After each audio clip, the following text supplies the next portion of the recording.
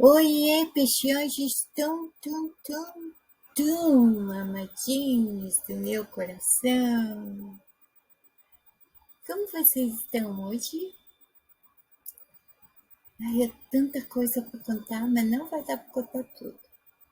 Eu estou tentando aprender a falar tudo o que é necessário sem me estender tanto, porque senão o vídeo fica maçante, né?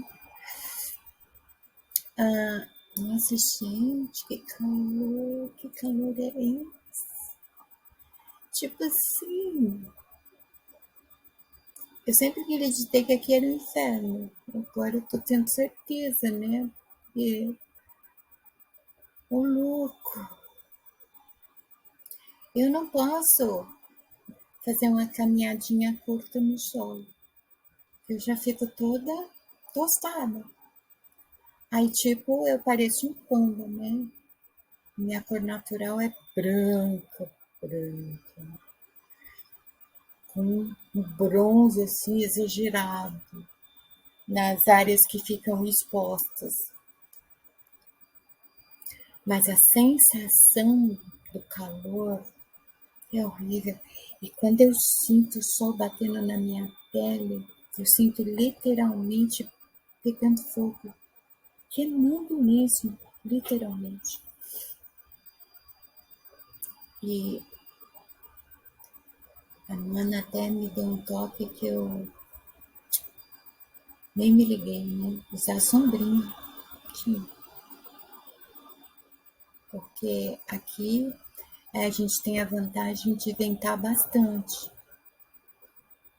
Então, quando a gente está na sombra, tem aquele ventinho gostoso, não fica tão quente.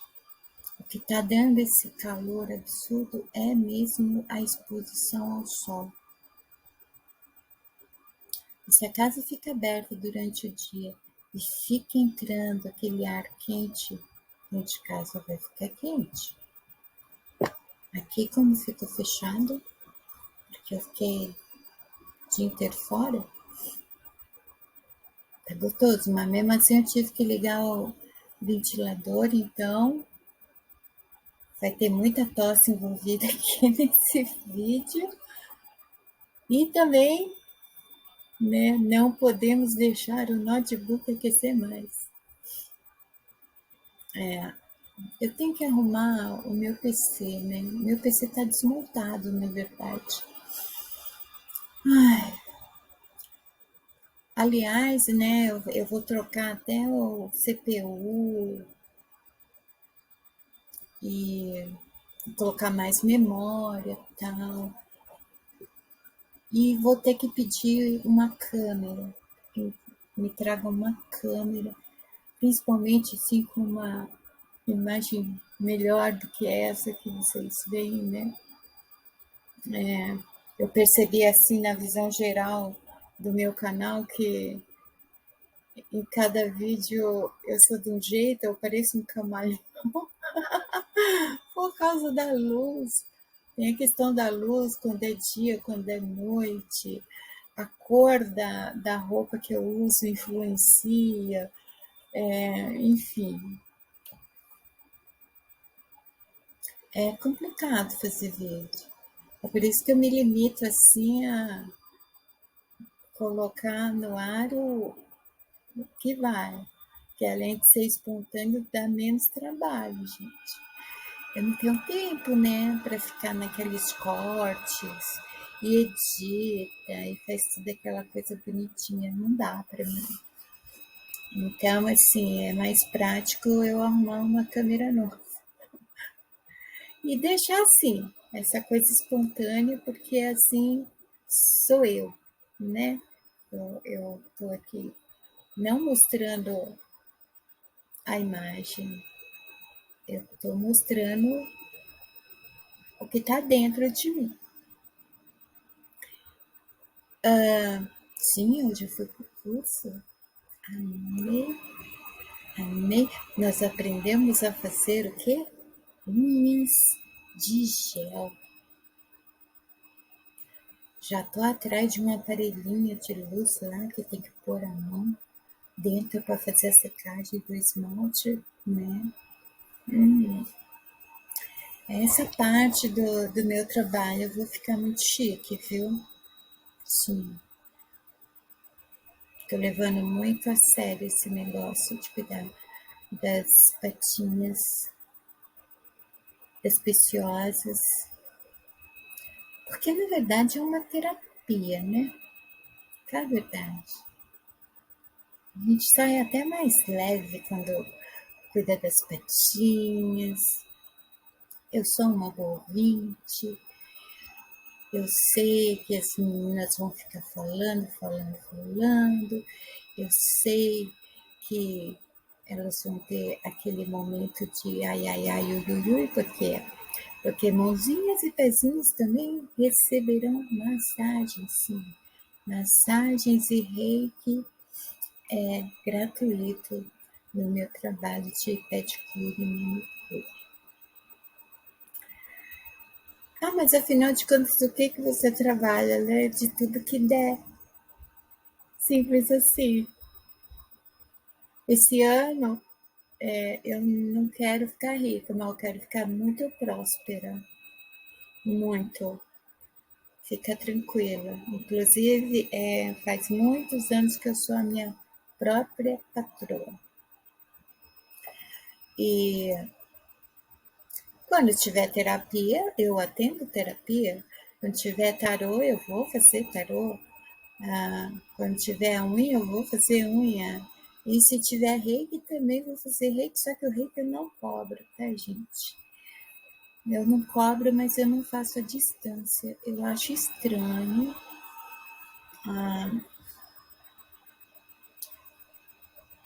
Essa coisa do reiki à distância. A partir do momento que o reiki trabalha com energia, com vibração, consequentemente,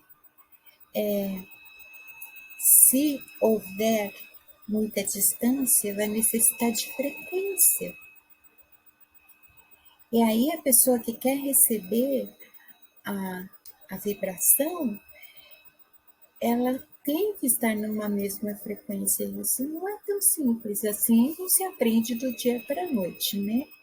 Então, meu reiki é presencial só.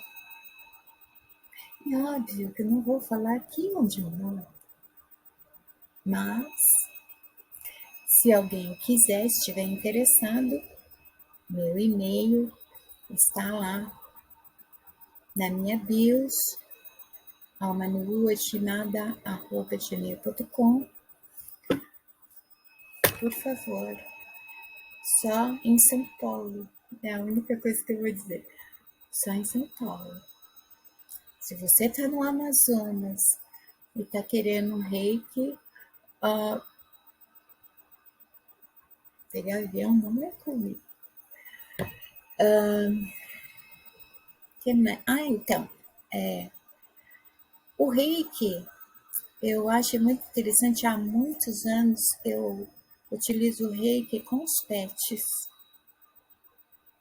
E funciona muito bem, principalmente para acalmar, embora o meu filho, quando ele ganhou um Rottweiler, ai, ele disse que eu estraguei o Rottweiler, porque ele é um ótimo cão de guarda, sabe? Mas com a gente, assim, ele é bem pateta. Ele é bem manhoso, ele adora um carinho, ele implora, ele pede, ele faz de tudo para ganhar um carinho. E segundo meu filho, fui eu que estraguei ele. Eu também estraguei a Lupita. Eu costumo. Não é bem estragar, eles ficam mais dóceis, entendeu? O Bruce, ele é um Rottweiler. Ele já veio assim, ainda filhote, demonstrando uma fúria bem tenebrosa, querendo se manifestar. E eu aplicava reiki nele. Ontem aconteceu um acidente com o filhote da minha irmã e ele chegou a ter arritmia. E a minha irmã, ela mais que depressa me pediu para aplicar o reiki. Meia hora depois, até eu fico surpresa como funciona. Realmente funciona.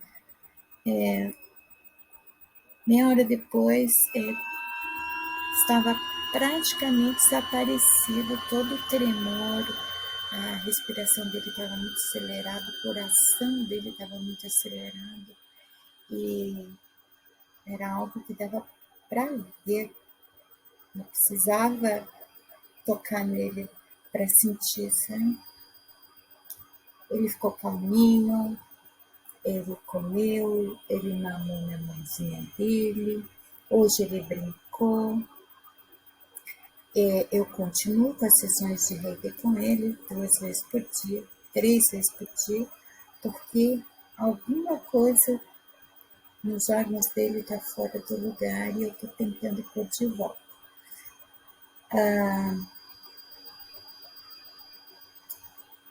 Como assim reiki para animais, né? A energia do reiki que sai das mãos, comprovada cientificamente, tá? Ela hoje não se limita apenas à medicina chinesa ou oriental, mas agora ela também está disponível no SUS.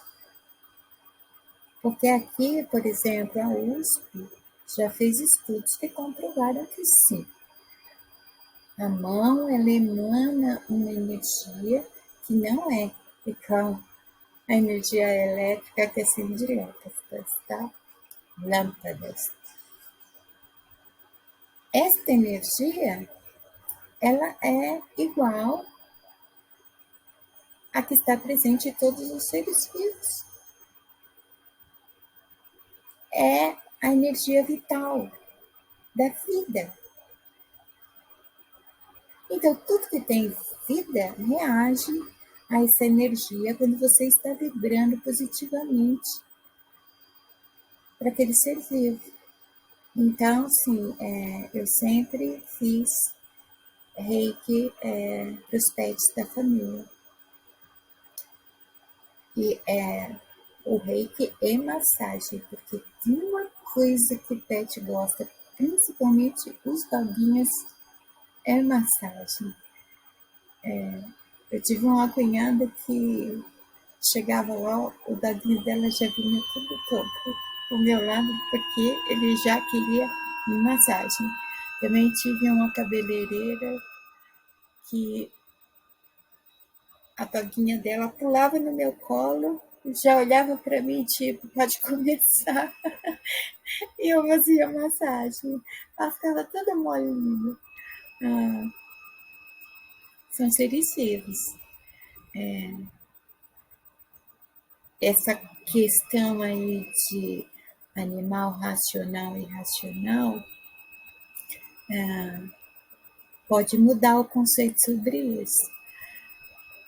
Os pets, eles são tão racionais quanto a gente. Talvez até mais. A irracionalidade a gente deixa para quem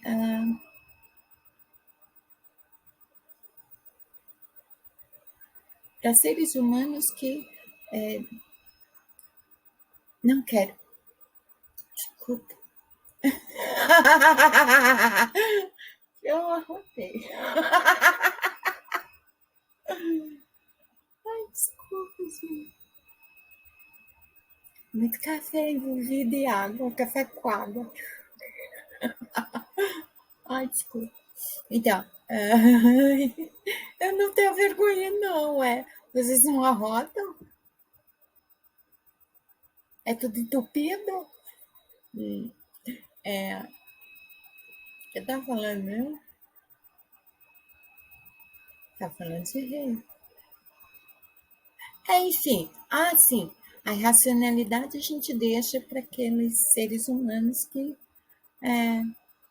se entregam à evolução e renegam a humanidade que é em si, né?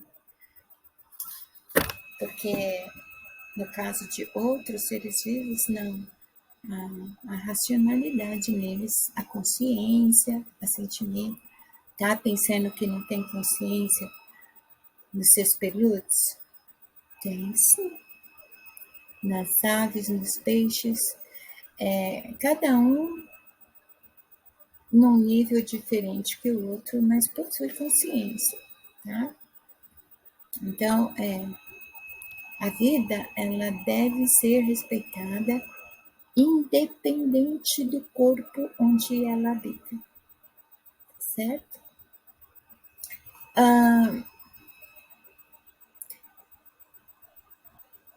Eu vou para o tema que eu trouxe hoje, mas primeiro eu quero responder de novo o mocinho que mandou um e-mail ontem à noite,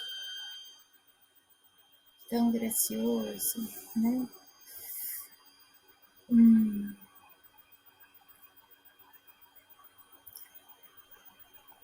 A questão dele é por que eu simplesmente não assumo se eu tenho alguém ou não. Vamos supor que eu tenho alguém, eu não gosto de classificar a relação, sabe? Determinar, isso é namoro, isso é um caso, isso é um noivado, isso é um casamento. Eu não gosto desses rótulos, dessas classificações. Não é muito diferente do papel. Eu já vi muitos e muitos casos de casais que viveram anos numa felicidade maravilhosa e depois de muitos anos resolveram casar no cartório, né? Aquela coisa oficial. E depois o papel desandou tudo. Rotular relacionamentos não é diferente. Então, assim, vamos supor que eu tenho alguém, eu não vou rotular. Eu não vou dizer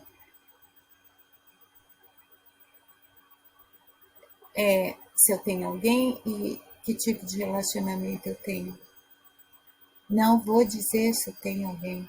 Por quê? Porque isso diz respeito à minha vida pessoal, à minha vida offline. A partir do momento que eu não coloco um rótulo, eu não tenho que falar sobre esse assunto aqui. Eu não estou aqui para isso.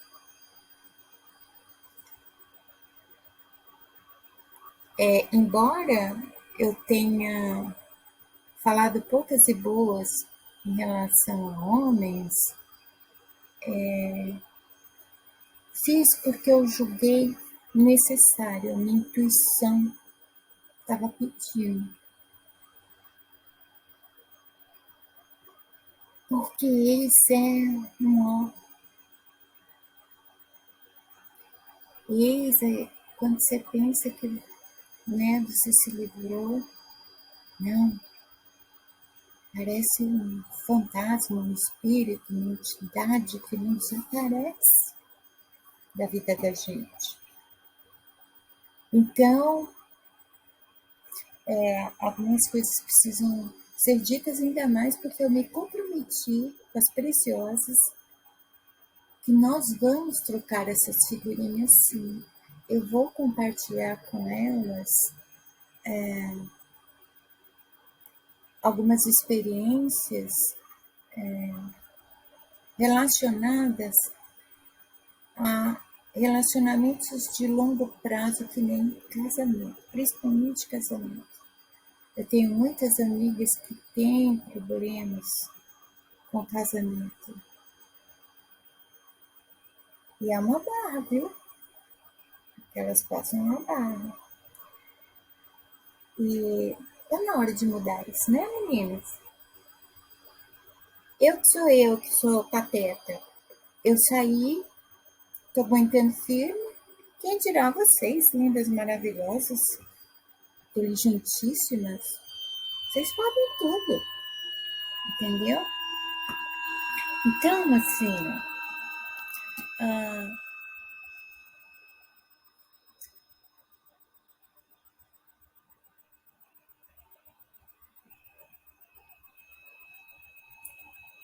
aqui, ó.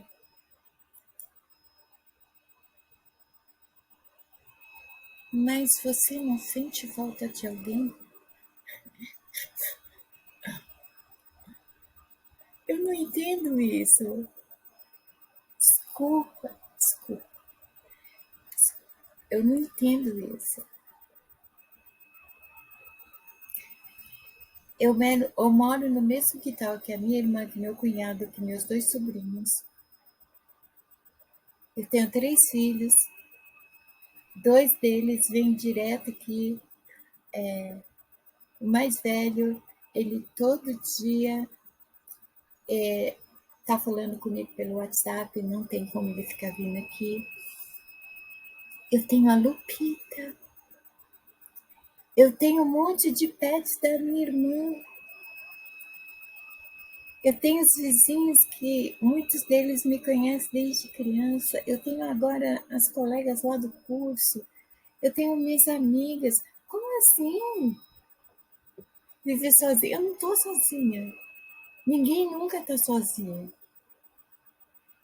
É preciso parar com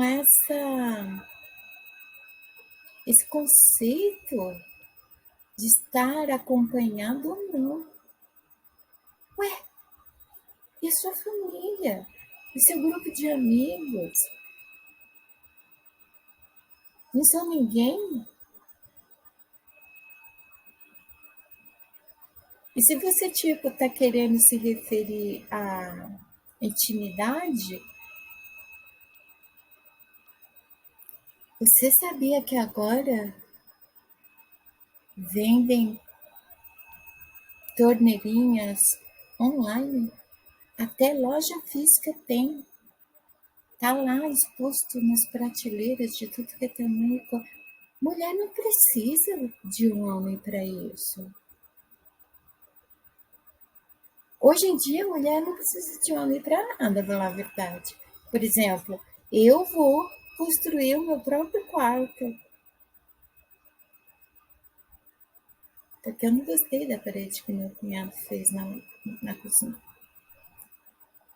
Dá vontade de quebrar tudo e fazer de novo. Então, eu vou fazer o meu quarto, eu vou ampliar o meu banheiro. Eu sei fazer isso? Sei.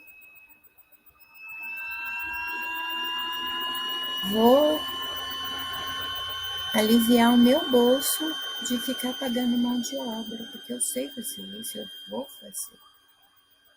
Também tenho meus filhos para ajudar a fazer, mas eu vou fazer meu quarto. Se eu posso construir o meu quarto, imagina o resto, querido. Tu acha que precisa, mulher precisa de homem? Não. A mulher, ela precisa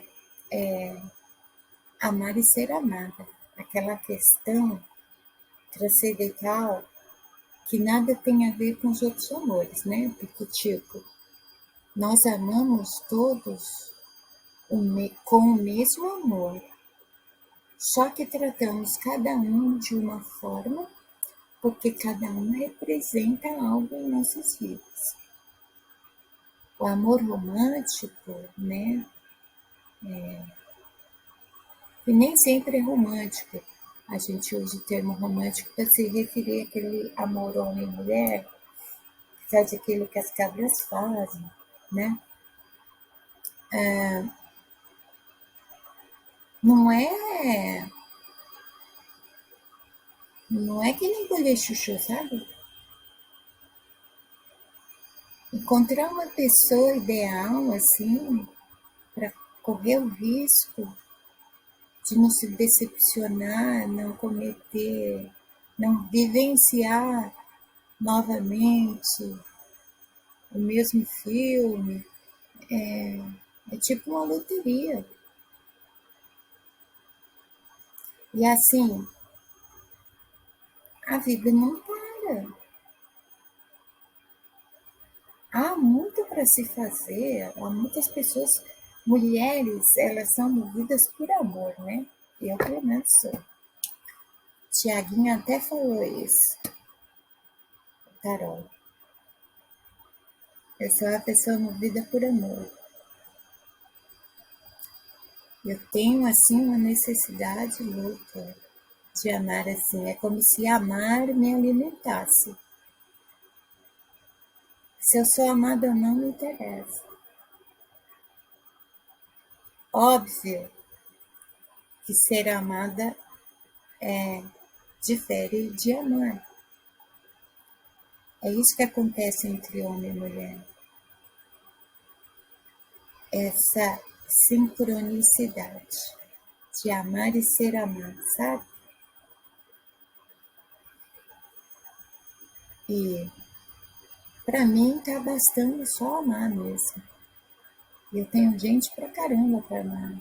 Eu amo e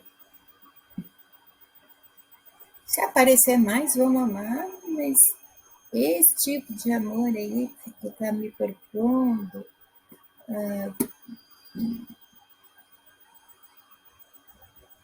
não, não. Precisa desenhar assim, que a pessoa.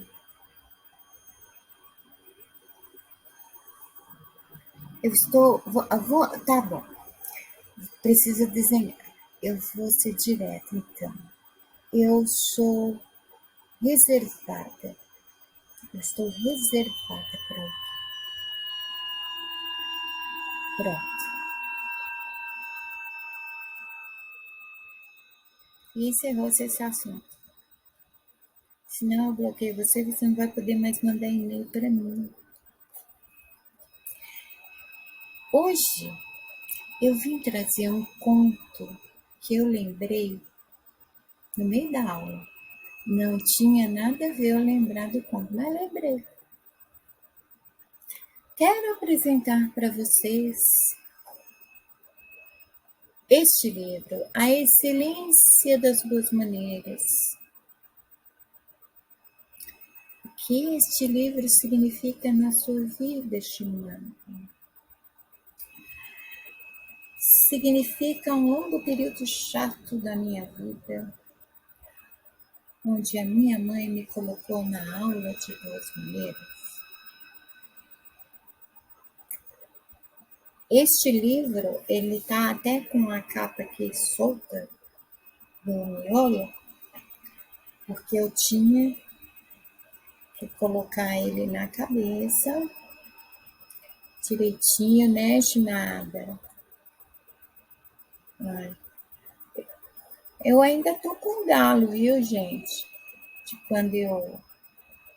Mas tá torto. Ficar na posição reta.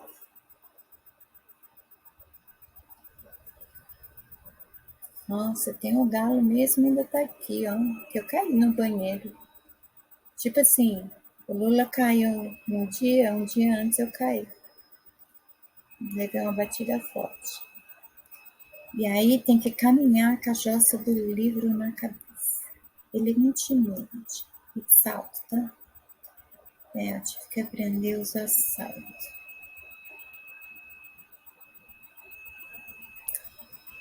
Foi difícil. Será que eu consigo fazer o vídeo inteiro com esse livro? Eu acho que eu não consigo com o livro na cabeça. Enfim. Lembrei do conto que está nesse livro. Lembra que no vídeo de ontem, para quem assistiu, sem ser a resposta do e-mail, o outro, eu mencionei que eu fiz aulas de boas maneiras. Sim. Minha mãe achou a necessidade de fazer as aulas porque eu era uma criança diferente.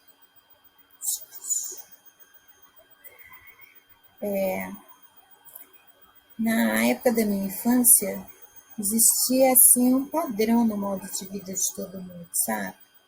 Então, todo mundo praticamente criava os filhos da mesma forma. Só que aquele modo de criar os filhos não servia para mim, não dava muito certo.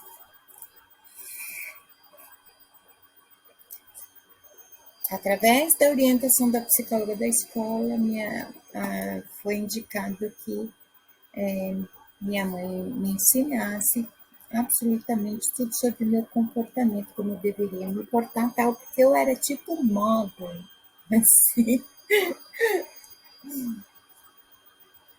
Eu só uso, por exemplo, vestido e saia em ocasiões especiais mesmo.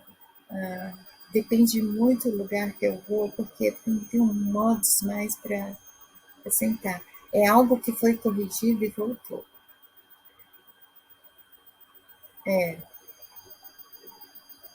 Eu tenho um monte de foto de quando eu era criança e do lado da minha irmã, que é uma coisa assim, que é hilária. A minha irmã, toda bonitinha, a pose dela, parecendo uma mocinha delicada, uma boneca. E eu toda torta, com os pés tortos, mostrando a calcinha. Então, imagine os modos daquela criança. Não, eu não. Parecia um moleque, sabe? Um moleque destrambelhado. Não sabia andar, eu só corria. Aqui no começo da rua tem uma ladeira que dá acesso para a avenida.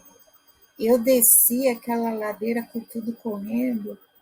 Tinha uma hora assim que passava na minha cabeça que eu não tenho freio, dava a impressão que eu ia alçar voo.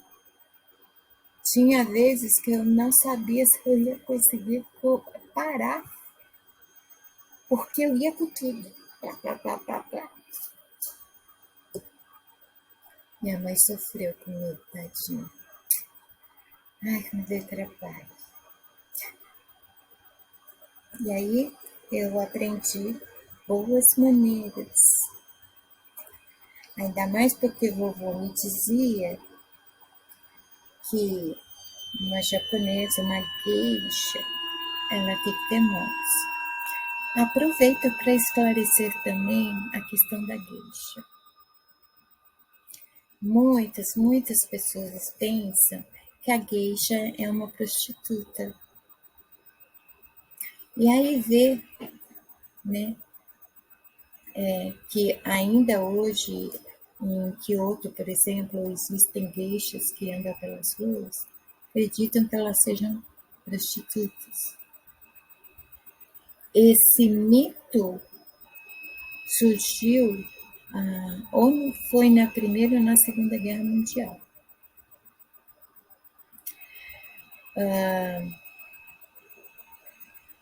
Mulheres, às vezes até homens, se disfarçavam de geishas, porque é toda aquela maquiagem, aquele penteado, e em alguns casos a peruca sobreposta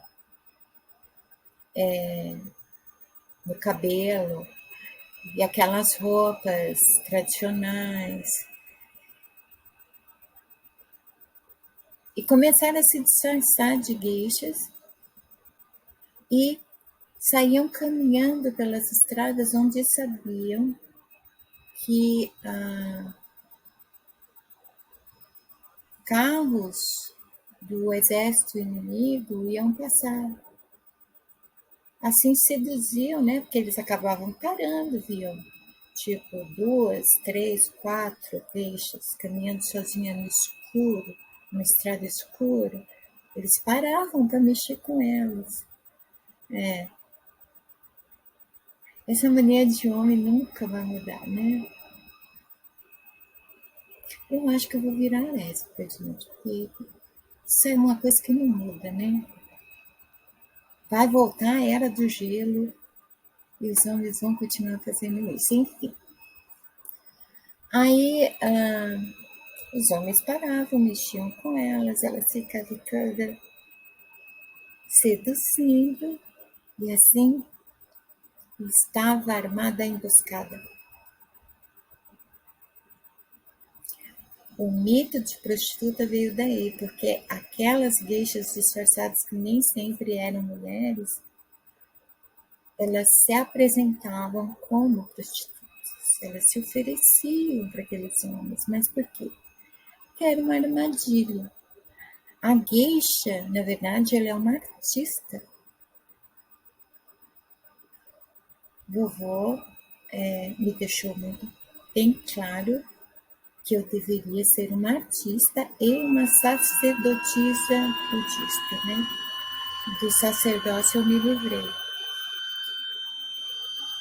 A questão da geisha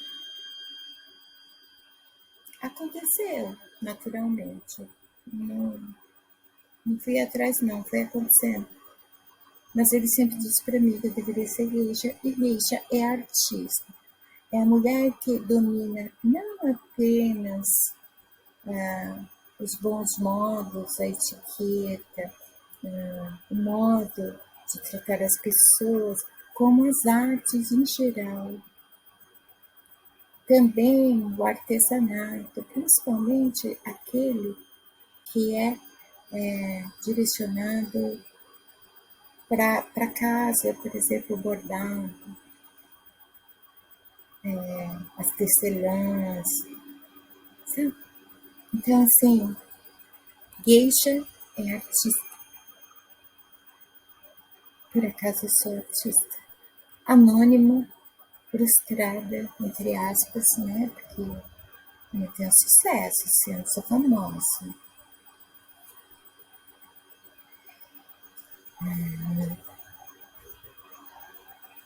Mas por conta, né, das exigências de vovô, você é uma deixa, você tem que se portar como não.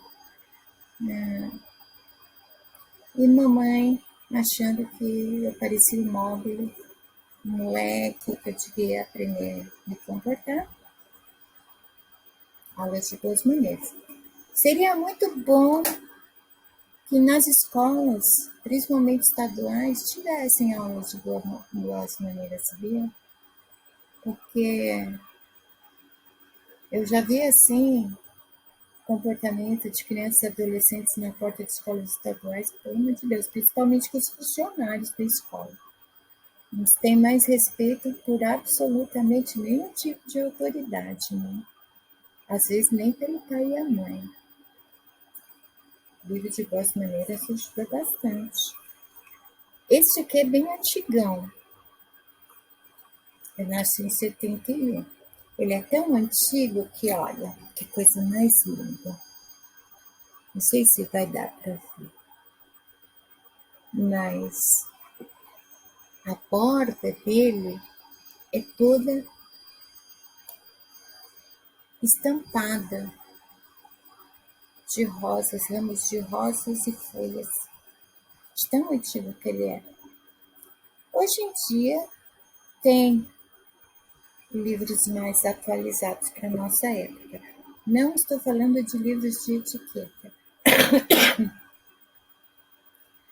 Livros de etiqueta é frescura pura, tá? Desculpa falar, mas principalmente para comer, eu acho que ficar com muita frescura para comer é muita frescura. Por exemplo, vocês veem o japonês, por exemplo, pegando a tigelinha deles e com hashi levando o arroz à boca ou segurando os cubos de tofu dentro do misoshiro para poder beber, bebe na tigelinha ou empurra o arroz. Aqui no Ocidente seria algo feio, fora da etiqueta, né? O modo que o japonês come, o asiático, no geral, como eles comem, é meio mal visto, né? Aqui no Ocidente. Só que, para os asiáticos, a comida é algo muito sagrado. Ela não deve ser negada ela deve ser, sim, bem aproveitada até se fartar, porque eles sabem o que é fome e eles aprenderam com a fome. Principalmente com a Primeira e Segunda Guerra Mundial, com o disparate com os Estados Unidos, sabe? Eles sabem o que é fome e aprenderam com a fome. Houve um episódio no Japão, eu fui para lá no verão, porque a empreiteira entendeu que se, assim, o brasileiro está num país tropical, né? O verão, o inverno lá neva, então considerou que a gente se adaptaria mais fácil com o verão. Só que lá em 96, o verão era de 42, 43 graus. E o que aconteceu com esta pessoa? Ela teve desidratação. Foi parar no consultório. Catian, da empreiteira, me levou numa consulta. E aí tinha uma senhorinha na sala de espera. Bem idosa ela, coisa mó bonitinha, ela parecia uma mulher. Aí ela perguntou o que eu tinha. Falou que eu era muito bonita, que eu era diferente. Eu sou. No Japão, eu sou totalmente diferente dos japoneses que tem lá, né? Passei maus bocados. Muitos constrangimentos, né? A japonesa com o corpo meio abrasileirado chama atenção no Japão. E ela perguntou o que eu tinha, aí o Katian explicou que eu não estava acostumada com tanto calor daquele jeito, porque aqui não fazia 42, 43 graus nunca, né? Aí eu vi ela abrindo a bolsinha, assim, daquele jeito que as senhoras idosas fazem, tão devagarzinho, delicadamente, né? Ela pegou uma nota de 1.000 ienes e me ofereceu. Eu olhei para o Ratian e eu falei assim, eu não posso aceitar. Aí ele virou para mim e falou, você tem que aceitar. Ela está te dando para comer arroz, para você comer mais arroz e ficar forte. Para vocês verem. A comida, o momento da alimentação, é muito sagrado para o asiático. E não se tem frescura na hora de comer, não. Por quê? Porque você tem o alimento e você está tendo como saciar sua fome. Então, quando for procurar um livro, não procurem de etiqueta, que é uma frescuraiada, assim, nada a ver. Procurem um livro de boas maneiras. Provavelmente em algum sebo vocês possam encontrar. E o que eu quero mostrar aqui no livro de boas maneiras não é nada de boas maneiras. É um conto. Apesar que eu vou mostrar uma coisa para vocês aqui que saco é isso. Olha só.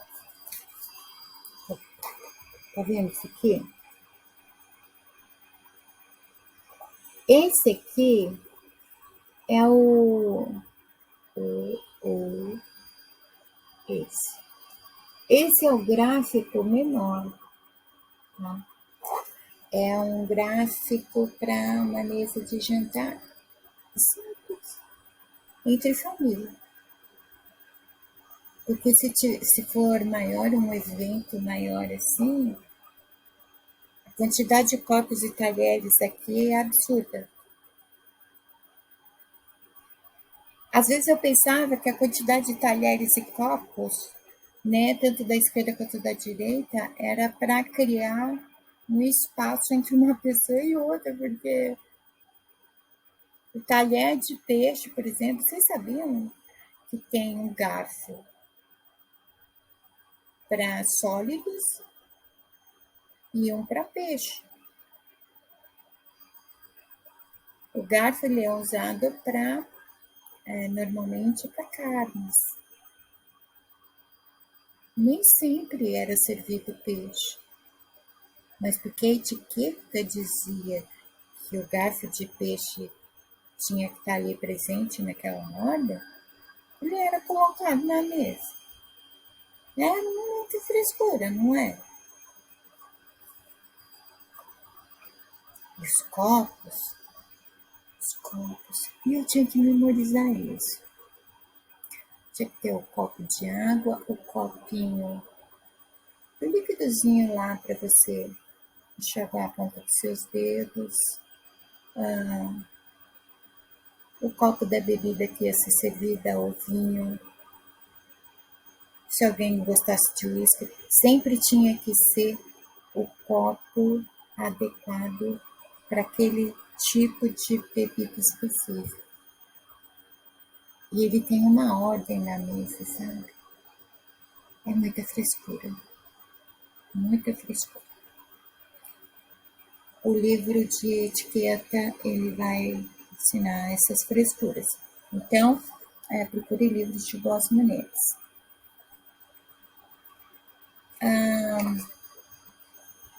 O conto é um conto que eu já vi por aí em rede social, na internet, anos atrás. E eu imagino que, eu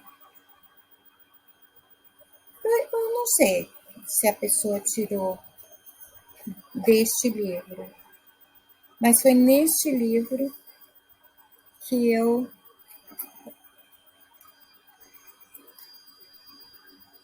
Olha a gravura. Uma gravura bem antiga, né? Quase uma xilogravura. A legenda dessa imagem é: o vovô era deixado a comer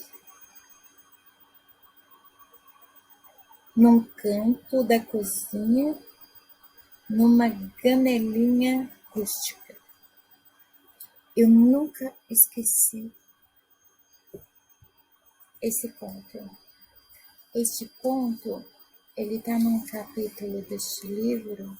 O livro de Boas Maneiras fala da questão da honra aos pais das pessoas da família, do respeito que se tem que dar, do respeito que se deve dar aos mais velhos, principalmente os vovôs e as vovós, né?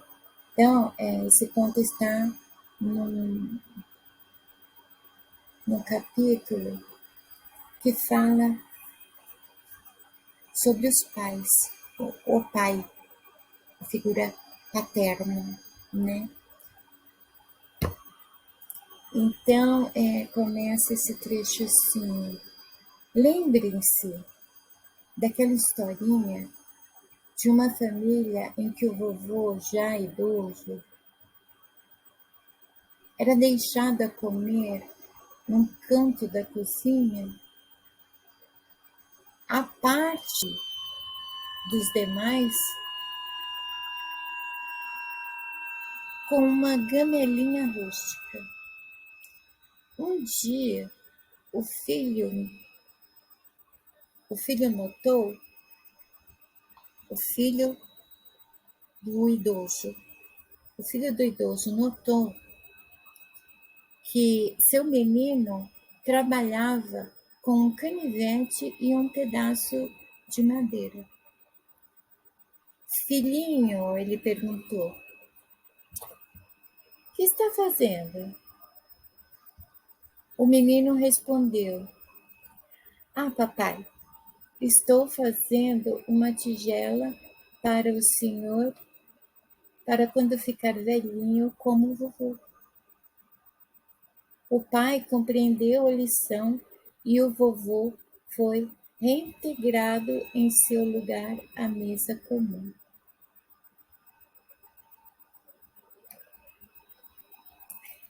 Eu já vi isso. Na época da minha infância, se via muito isso. A pessoa idosa, ela é retirada dos lugares onde a família se reúne. Por exemplo, a mesa do almoço ou do jantar. Ou ela é colocada numa sala, ou ela come na cama mesmo onde ela está deitada, ou na poltrona mesmo que ela vive sentada o dia inteiro. Levam a comida ali para ela, e todo o resto da família vai sentar junto na mesa para se alimentar.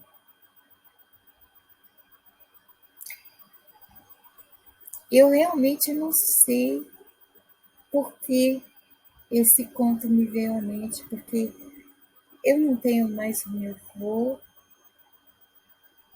eu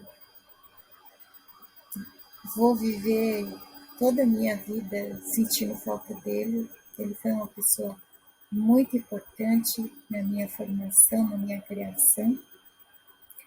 Não tenho mais o meu papai. Meu papai foi um avô maravilhoso para meus filhos. Meus filhos admiravam meu pai e eles cresceram com meu pai. E é muito triste a lição deste conto, porque a criança que foi vista com um canivete e um pedaço de madeira fazendo uma gamela, a gamela é uma tigela de madeira. Então o menino ele foi visto fazendo uma tigela de madeira para seu pai, porque na mente da criança a pessoa fica igual ao avô e ela fica jogada no canto. E esse seria o destino do seu pai quando ficasse idoso.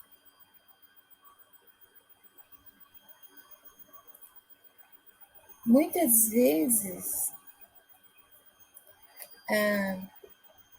falo isso por comprovar muitas vezes, tá? Há pessoas que elas ficam lamentando muito o comportamento dos filhos com elas, assim, os pais. Há pais que reclamam muito das atitudes dos filhos em relação a eles e se esquecem que, de repente, esses filhos são testemunhas do tipo de relação que seus pais tinham com os avós.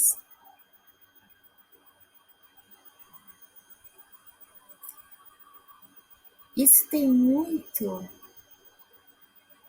da lei do retorno, né? De colher o que você semeia. A pessoa idosa, ela deveria ser a pessoa mais respeitada de uma casa. Se deve a ela a vida de uma geração e depois outra e depois outra, de uma descendência. E enquanto ela está viva, ali, com o seu corpo cansado, é um momento de dar honra, cuidar. Não importa que tipo de pessoa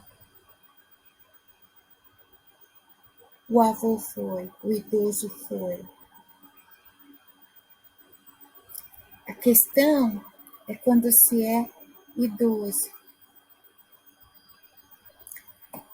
Me lembro que, embora eu ouvisse muitas histórias da bisa dos meus filhos, de que ela era uma pessoa má, e com o tempo fui entendendo que, na verdade, ela é uma pessoa extremamente rígida, disciplinada. Ela assumiu a responsabilidade de cuidar dos netos assim, de uma forma que ela pegava pesado. Ela queria que os netos crescessem pessoas que soubessem cuidar da casa, de assumir responsabilidades, que fossem educadas, que tivessem responsabilidade afetiva, sabe? Só que eu vi o lado mal dela. Assim, não é que ela era má. Ela era a pessoa mais velha da família. A bisa dos meus filhos é a avó do meu ex-marido. Então, assim, ela defendia a família dela do jeito que ela podia. Eu era uma estranha, independente se eu era casada. Eu passei a ser vista diferente por ela quando eu comecei a dar neto. Aí sim, o comportamento dela mudou comigo. E foi mudando ao longo dos anos. Quando ela foi morar com a gente, quando ela adoeceu, ela teve Parkinson. Aí a gente teve que cuidar dela. Ela tinha muita dificuldade de se mover. Ela não conseguia mais deitar direito, nem sozinha, nem levantar. Era um cuidado assim rigoroso, que exigia muita paciência e delicadeza. Ela usava fralda já, tinha que dar banho nela, levar ela no banheiro. Ela tinha 87 anos, mais baixinha que eu, danada assim que ela não parou. Enquanto ela pôde, ela ganhava o dinheirinho dela, os panos de prato dela faziam um sucesso lá na rua. Ela vendia muito, recebia encomenda. Ela sempre tinha o dinheirinho dela a mais, além da aposentadoria. E muito carinhosa com os netos. Muito mesmo. E quando eu fui cuidar dela, quando ela estava nos meus cuidados, eu cuidava dela de dia e meu ex cuidava à noite, assim, dormia com ela à noite, né?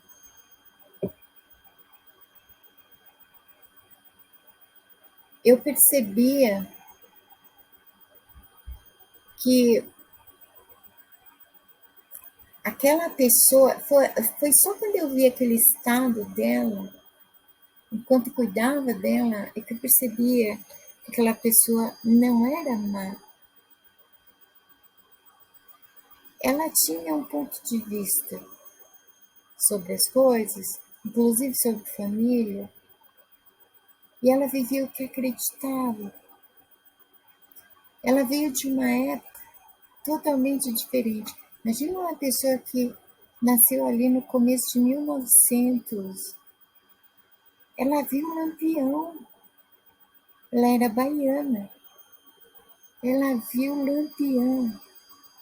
Um dia eu cheguei para ela, mostrei o celular que veio do Japão. e falei assim para ela: olha isso aqui, isso. Ela ficou olhando aquele negocinho, admirada. Aí eu falei assim: como é que a senhora se sente vendo esse tipo de aparelho, que é um telefone, e a senhora conheceu todos os telefones que vieram antes desse, inclusive aquele que, né? Aquela coisa estranha que parecia aquela brincadeira do copo, né? Telefone sem fio.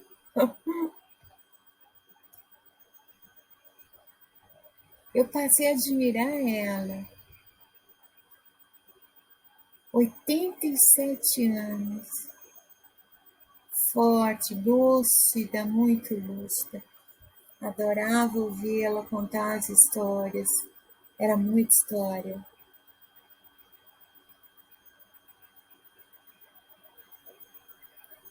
A Bisa morreu nos meus braços. Eu nunca tinha visto alguém morrendo. Foi a primeira vez. Estava dando o lanchinho dela de tarde. Ela gostava de sentar à mesa. E antes de levar ela para a sala, para ela assistir TV, eu sempre perguntava, porque era caminho, né? Sempre perguntava: você quer ir no banheiro?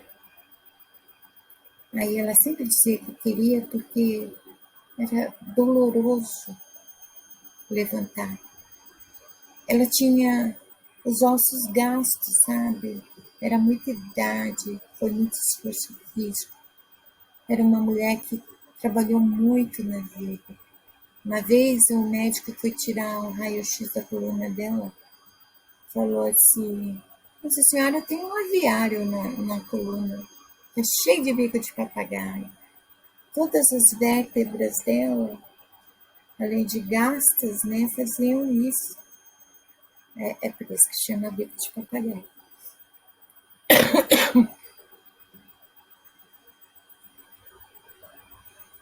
E quando eu fui levá-la no banheiro, como ela tinha dificuldade de mobilidade, ainda mais por causa do Parkinson,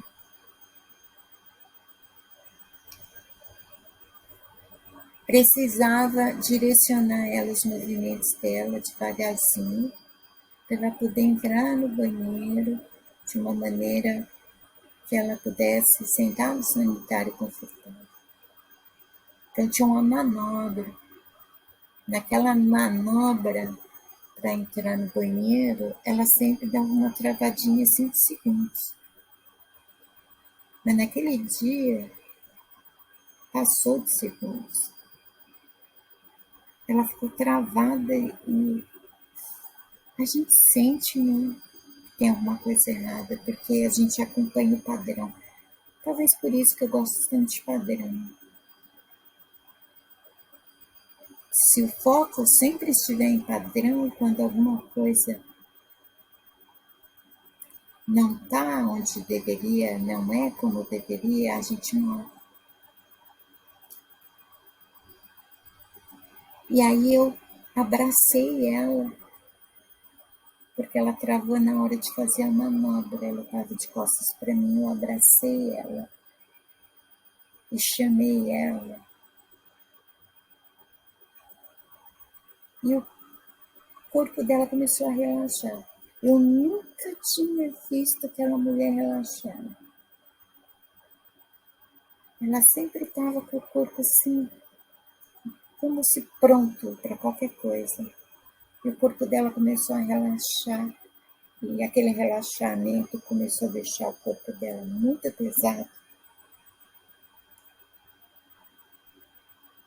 E aí eu comecei a gritar empregada. Gritei empregada, gritei o meu filho para ir chamar a vizinha. A gente tinha uma vizinha lá, carioca, linda, morena, linda, linda, linda. Que era enfermeira, e o marido, ele era socorrista do SAMU. Coincidentemente, naquele dia ele estava de folga. Pedi pro meu filho chamar ela veio correndo, porque vez ou outra ela sempre ia lá ver como que ela estava, porque eu tinha que fazer um monitoramento da pressão dela, e isso era feito com Gatorade e água, dependendo de como estava a pressão dela. Então eu tinha que medir, e na época eu fazia a medição com o, o aparelho de bombear, né?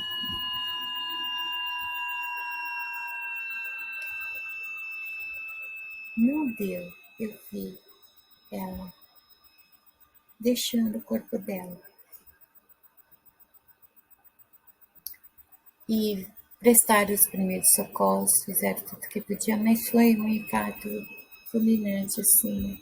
O corpo dela não conseguia mais. Porque se deixasse por ela estava aqui até hoje. Tenho certeza.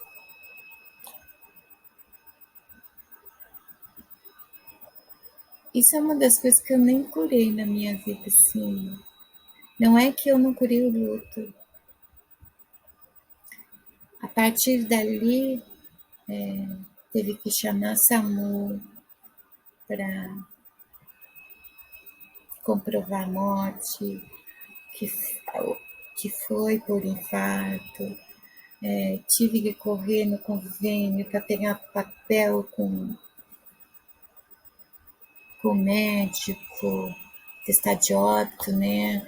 Tive que ligar para a funerária. E eu não, no meio disso tudo, eu não conseguia processar que ela, eu senti mesmo ela deixando o corpo, porque o corpo dela estava preso ao meu.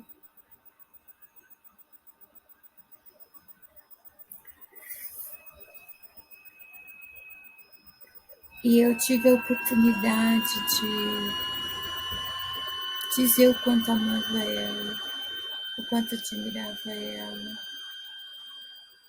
Às vezes meu ex até reclamava, falava que eu deixava ela minada, porque eu sabia os pontos do corpo dela que doía, onde ela não conseguia sustentar mais.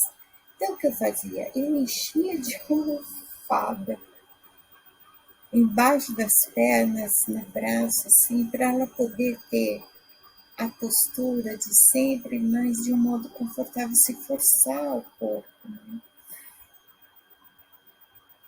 E uma vez ela me disse: eu tô com medo de morrer. Eu tô sentindo que eu vou morrer. E foi semanas antes da morte dela.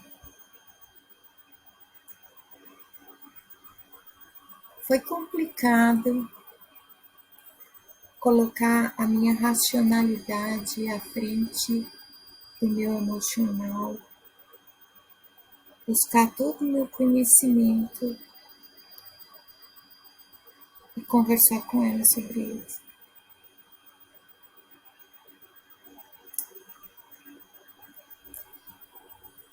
Quando a pessoa é tão idosa ou ela tá com uma doença terminal e ela sabe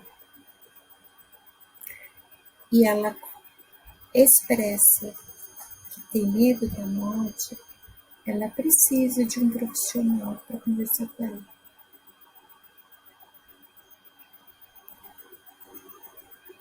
É como preparar a pessoa psicologicamente. E não é algo fácil de fazer, principalmente quando é alguém da família, principalmente quando é alguém que amamos. E só tinha eu para fazer isso.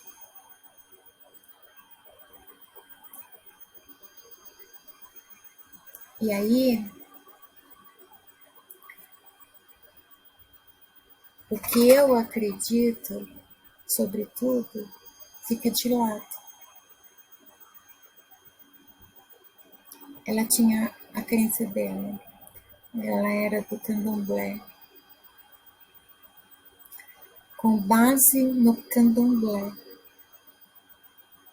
Eu fazia ela resgatar a própria crença em como eles encaram a morte, para que ela pudesse acalmar o coração dela, ficar em paz.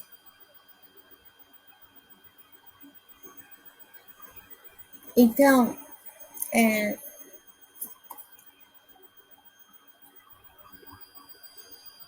o conto não é especificamente sobre morte.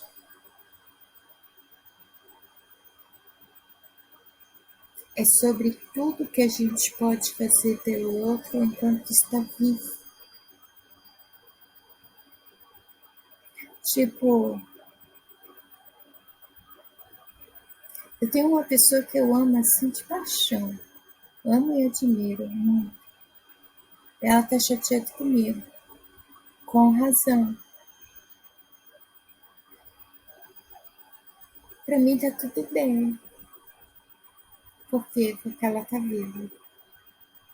E se ela prefere assim, assim vai ser. Mas eu vou continuar vibrando por ela. Eu vou continuar sentindo o que eu sinto por ela. Porque o importante é que ela esteja viva. O importante é que ela se sinta forte, com saúde, e que ela alcance tudo que ela deseja. Meu ex lá, que todo mundo fala que é uma pessoa para se odiar, eu já ouvi todo tipo de adjetivos ruins em relação a ele, né? Claro, tanto que meus amigos tomam as minhas dores. Não, eu não. Eu vibro por ele. Ele, ele tenha saúde, para que ele tenha força, para que ele tenha uma vida plena, que ele envelheça da melhor forma. Porque a gente leva muito em consideração o agora quando não é para levar, né? A vida, tudo que a vida representa é o aqui e agora, é o hoje. Mas quando se diz respeito ao emocional, ao sentimental, não, não é. Se hoje a pessoa te aborreceu, se hoje a pessoa está aborrecida com você, você faz a sua parte e a pessoa aceita se quiser. Você faz a sua parte, o outro faz a sua parte, mas é preciso levar em consideração tudo que a pessoa representou. Não aquele momento que ela chateou, não o último contato que você teve com a pessoa e você fez mal para ela ou ela te fez mal, não. E as outras coisas? E as coisas que a pessoa fez você sentir que eram boas? E as risadas? E as coisas divertidas? Elas não valem nada? Valem.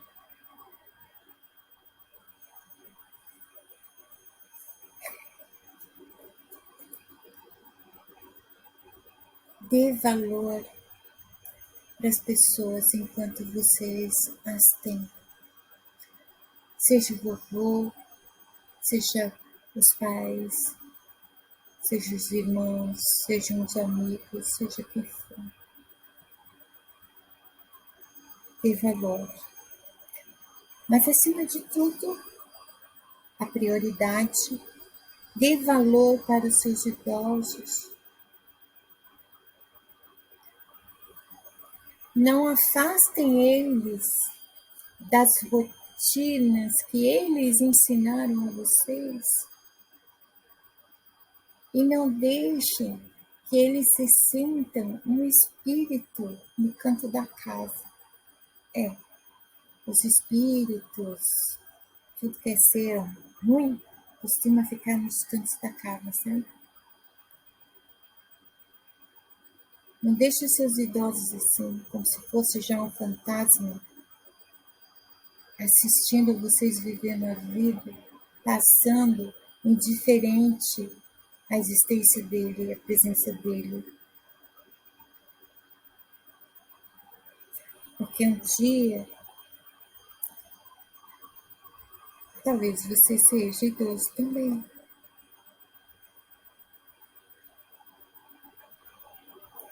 O modo como a gente trata os nossos idosos, os nossos pais, acredite, se reflete na nossa vida.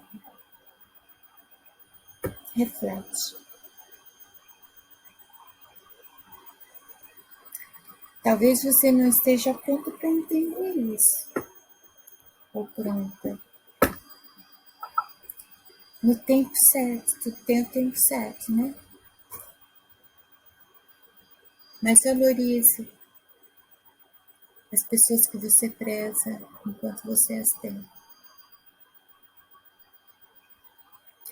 De repente me bateu um arrependimento de ter deixado minhas redes sociais. A gente lá que eu levo aqui.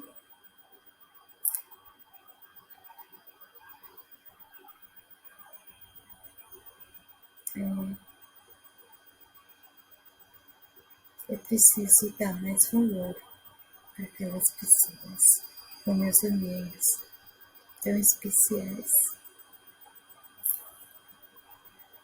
Vou procurar eles. Assim mesmo. Beijos na alma.